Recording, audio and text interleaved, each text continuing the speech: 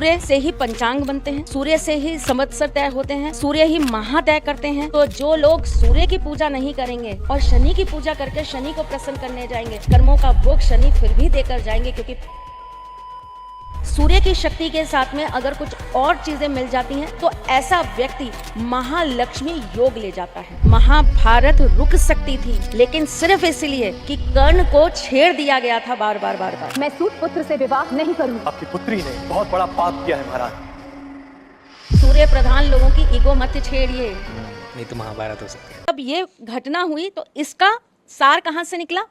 यहाँ से भगवान शिव की जो वो घटना हुई उनके साथ ये जुड़ा।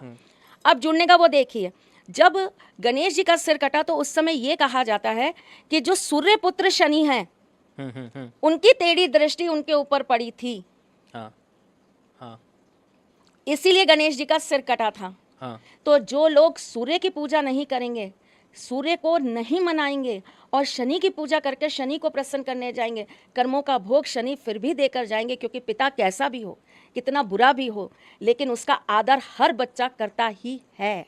ये वाली, हाँ, शनि देव वाली स्टोरी तो आई नो, और गणेश जी वाली तो आगे सबको ही पता है, बट वाओ फिर आप कहते हो आप वाव करते रहते हो, आप बातें ऐसे करते हो, मेरा वाव ही निकलता है। सूर्य के 7 घोड़े होते हैं, हाँ, जिन पर वो विराजमान हाँ, होते हाँ, हैं। हर घोड़े का अपना एक महत्व है, वो मैं आपको जब सूर्य का पॉडकास्ट बनाऊंगी तब बताऊंगी। ठीक है। सूर्य से ही पंचांग बनते हैं, सूर्य से ही हमारे संवत्सर तय होते हैं, सूर्य ही माह तय करते हैं। 12 सूर्य हैं। मतलब महीने। हाँ, हाँ, हाँ। थोड़ी हिंदी सीख लो यार। नहीं, ऑडियंस को नहीं आता ना, मेरे को तो पता था। 12 मास। 12 सूर्य जो हैं वो प्रत्येक मास को दर्शाते हैं। हर महीने के अपने एक सूर्य। हर महीने के अपने एक सूर्य हैं। ठीक है। तो जो हमारे 12 महीने हैं वो 12 के 12 महीने सूर्य ही एक उनके आधिपत्य होते हैं। ठीक है। सूर्य एक राशि में एक महीना भ्रमण करते हैं और जब वो एक राशि से निकल के दूसरी राशि में जाते हैं तो वो उनकी संक्रांति कहलाती है। उनकी सबसे विशेष संक्रांति होती है सिंह संक्रांति, जब वो सिंह राशि में आते हैं। मकर संक्रांति, जब वो अपने पुत्र शनि की राशि मकर में आते हैं, जिसे विविध तरीके से विविध देश में अलग अलग क्षेत्रों में अलग अलग नामों से हम लोग मनाते हैं। कुछ लोग इसे लोहड़ी के रूप में मनाते हैं, कुछ लोग इसे पोंगल के रूप में मनाते हैं, हम लोग इसे संक्रांति बोलते हैं, मकर संक्रांति, कुछ लोग इसे खिचड़ी बोलते हैं। तो ये अलग अलग क्षेत्रों में अलग अलग रूप से मनाया जाता है। सूर्य तेज देने का काम करते हैं, सूर्य के पास अपना बल है, सूर्य आपको राजा तुल्य जीवन दे सकते हैं, सूर्य आपको डिसिप्लिन देते हैं, सूर्य आपको मैनेजमेंट देते हैं, सूर्य आपके जीवन के अंदर अलग अलग तरीके से आपको ऊर्जावान बना देते हैं। सूर्य की शक्ति के साथ में अगर कुछ और चीज़ें मिल जाती हैं, मैच हो जाती हैं, तो ऐसा व्यक्ति महालक्ष्मी योग ले जाता है। इसलिए नंबर 1 वाले जो होते हैं, जिसमें आप स्पेशली देखेंगे नंबर 19 और नंबर 28, ये जो नंबर्स होते हैं, ये जहाँ हाथ डालते हैं, जिस काम में हाथ डालते हैं, ये हमेशा सफलता को ही पाते हैं। ओके, आई वांट कि आप एक एक बार, मतलब हम बात नंबर 1 की कर रहे हैं, बट 1, 19 और इन सारे नंबर्स को आप एक बार एक्सप्लेन कीजिए कि इनमें क्या डिफरेंस होता है। पिक्चर पे सीधा नहीं आएंगे, ट्रेलर तो अभी पूरा होने दो। चलो ठीक है, ठीक है। बड़ी जल्दी है बेटा, ऑडियंस की तरह ही हो गया ना, जल्दी जल्दी पता लगे। बताइए। महाभारत और रामायण दोनों में ही आपको सूर्य का एक प्रमुख रोल मिलेगा। भगवान राम तो सूर्यवंशी थे ही, राइट। ठीक। महाभारत में सूर्य के पुत्र कौन थे? कर्ण। उनका एक बहुत विशेष रोल रहा है महाभारत के अंदर। महाभारत रुक सकती थी, महाभारत होने से बहुत बार टाली जा सकती थी, लेकिन सिर्फ इसलिए कि कर्ण को छेड़ दिया गया था बार बार। उनकी ईगो हर्ट कर दी गई थी बार बार, इसीलिए वो महाभारत होकर रही। आपको पता है, एक कृष्ण कर्ण संवाद है जिसके अंदर भगवान कृष्ण ने जाकर कर्ण से ये कहा कि तुम ये रुकवा दो सारी चीज़ें, तुम ये महाभारत रुकवा दो, ये 5 जो पांडव हैं ये तुम्हारे आगे खड़े हो जाएंगे, ये सारे के सारे भाई तुम्हें अपना भाई कहेंगे, कुंती सबके सामने खड़े होकर तुम्हें अपना ज्येष्ठ पुत्र कहेंगी, तुम्हें सभी भाइयों का प्यार मिलेगा, तुम्हें और क्या चाहिए? ना तुम्हें धन का लालच है, ना तुम्हें लोभ है सत्ता का, ना तुम्हें लोभ है जमीन का, तुम्हें क्या चाहिए? तुम्हारी लड़ाई तो यही है ना, रिस्पेक्ट की। तो ये रिस्पेक्ट मिल जाएगी तुमको, तुम ये महाभारत रुकवा दो। तुम एकमात्र ऐसे हो हे कर्ण जो जाके दुर्योधन को अभी ये बोल दे कि ये युद्ध नहीं होगा, तो दुर्योधन अभी इस युद्ध को रोक देगा। तब कर्ण ने उनसे पलटकर ये बात कही थी कि हे माधव, आपकी हर बात मेरे सिर आंख है, आप जो कहो मुझे स्वीकार है, लेकिन ये युद्ध टल जाए ये अब हो नहीं सकता। क्यों? मैंने कहा ना, ईगो। सूर्य प्रधान लोगों की ईगो मत छेड़िए। नहीं तो महाभारत हो सकती है। अरुण कौन है? कौन? ब्रह्मांड का सबसे तीसरे नंबर का सबसे बड़ा प्लैनेट, जिसे हम यूरेनियस कहते हैं। लोग बहुत कम काम करते हैं यम, वरुण, अरुण के ऊपर। मैंने आपको एक बार बहुत पहले भी बताया था, मैं बहुत काम करती हूँ। आपको याद है, आपने गलती से कह दिया था कि 12 प्लैनेट्स होते हैं। हाँ, फिर आपने कहा नहीं नहीं सॉरी नहीं, नहीं, नो update हो गया नो। था। तो मैंने बोला था नहीं, 12 ही होते हैं वरुण। हाँ। लोगों को पता नहीं है वो 12, लेकिन 12 ही होते हैं। तो वो जो बाकी के 3 होते हैं ना, वो होते हैं अरुण, वरुण और यम। ओह। यूरेनियस बहुत ताकतवर प्लैनेट है हम्म। और उसके पास अपनी खुद की बहुत एनर्जीज हैं। और यूरोप कंट्री के अंदर यूरेनियस का बहुत होल्ड है, कैसे? क्योंकि वहाँ पे सूर्य बलि नहीं है। हाँ। सूर्य हमारे यहाँ बलि है, हाँ। इंडिया में, राइट। ठीक है। वहाँ पर अरुण यानी कि यूरेनियस बलि है। तो वहाँ पे मतलब एक डिफरेंस बताइए आप कि क्या डिफरेंस होता है उससे? वो मैं आपको जब सूर्य सूर्य वाला वाला करूँगी तब बताऊंगी। आज तो मैं सिर्फ आपको कहानियाँ सुनाऊंगी। ट्रेलर दे रहा है सबको, बस चलो हो जाएगी सबको कि हमारे को वो भी जाना है। बट एनीवेज जल्द लेके आएंगे हम बहुत सारी चीज़ें, मतलब आप लगा लो धमाका होने वाला है जल्द तो नहीं, content के बहुत साथ। आराम आराम से लेकर आएंगे। नहीं, मैं जल्द करवाता हूँ आपको।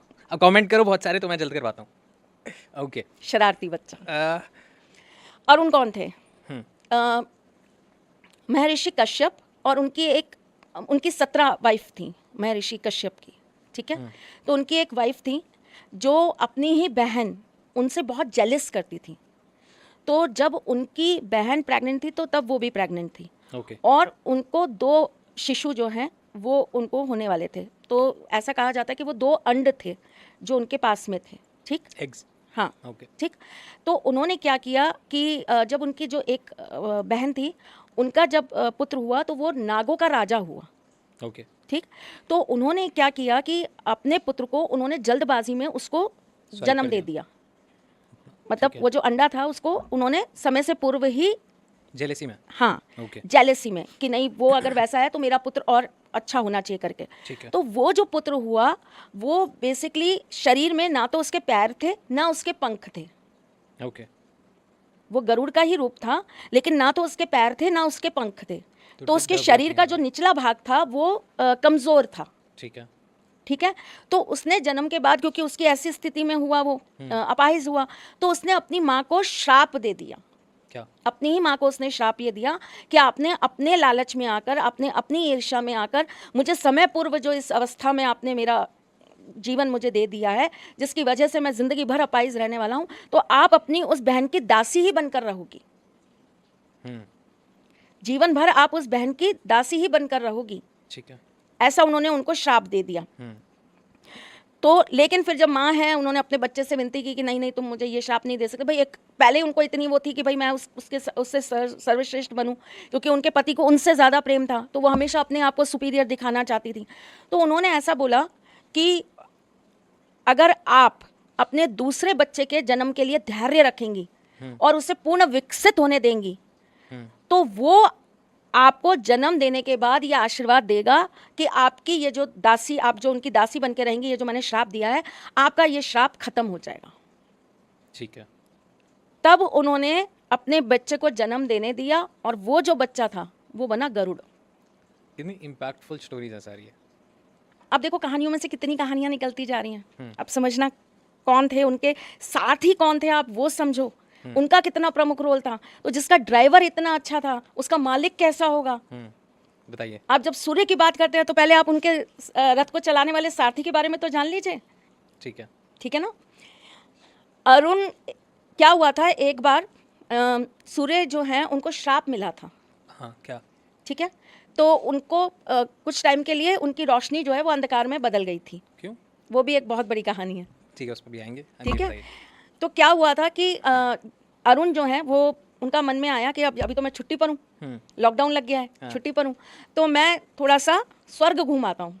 ठीक तो है। उन्होंने इंद्र की अप्सराओं के बारे में बहुत सुना था, तो वो ठीक है। इंद्र के दरबार में पहुंच गए। हाँ, और वहां पर पहुंच के उन्होंने क्या किया, एक अप्सरा का रूप धारण कर लिया। ठीक है। अप्सरा का रूप धारण करके वो वहां भी नृत्य करने लगे, हाँ, वहां पर वो अपना मनोरंजन करने लगे। इंद्र की नज़र उन पर पड़ी, वो उनकी सुंदरता पर मोहित हो गए। इतना तेज, इतना सौंदर्य, इतना आकर्षण था उनके अंदर, वो मोहित हो गए। तो मोहित होकर उन्होंने उनको प्रपोज कर दिया, मैं आपकी सुंदरता का गुलाम हो गया हूँ। तो वहाँ से उनके एक पुत्र की उत्पत्ति होती है। तो उन दोनों के योग से जो पुत्र पैदा हुआ उसका नाम था बाली। ओके। और बाली का नाम भी बाली बाद में पड़ा, वो कैसे पड़ा वो भी मैं आपको बताऊंगी, लेकिन इनिशियली जो उनका नाम रखा गया था वो इसलिए रखा गया था क्योंकि उनके बाल बहुत सुंदर थे, इसलिए उनका नाम रख दिया गया था बाली।